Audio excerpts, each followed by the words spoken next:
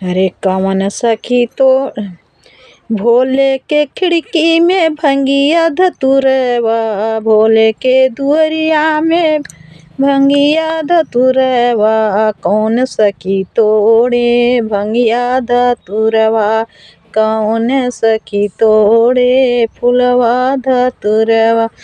कौन सखी तोड़े ही भंगिया धतुरवा, कौन सखी तोड़े ली भंगिया धतुरवा।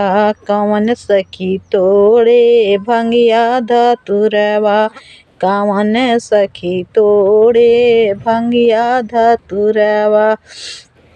कौन सखी टोरी टोरी भोला के चढ़ावे, कौन सखी तोड़ी तो ई भोला को चढ़ावे। भोला को चढ़ावे सखी भोला को चढ़ावे। अरे कौन सखी तोड़ी गौरा मैया को चढ़ावे, कौन सखी टोरी गौरा मैया को चढ़ावे।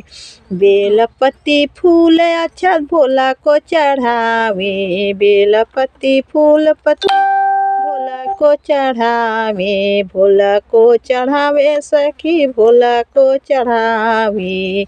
कौन सखी टोरी टोरी, अरे कौन सखी टोरी टोरी भोला को चढ़ावे। कौन सखी टोरी टोरी शिवे को चढ़ावे। कौन सखी टोरी भंगिया का गोलावा, कौन सखी टोरी बनावे भंगिया का घोलावा। कौन सखी भोले को भोगे चढ़ावे, कौन सखी भांग के गोला को भोगे लगावे। कौन सखी गोलावा भोग लगावे, कौन सखी गोलावा भोग लगावे। गौरा मैया फल फूल उनके सखी चढ़ावी, केला सेव संतरा मौसम्बी सखी भो गौरा को चढ़ावे। गौरा मैया को चढ़ावे, गौरा मैया को चढ़ावे।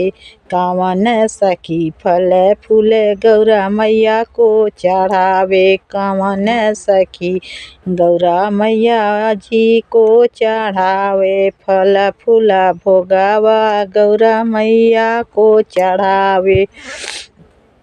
कौन सखी चढ़ावे शिवे के ही भोगावा, कौन सखी चढ़ावे ए शिव के ही भोगावा।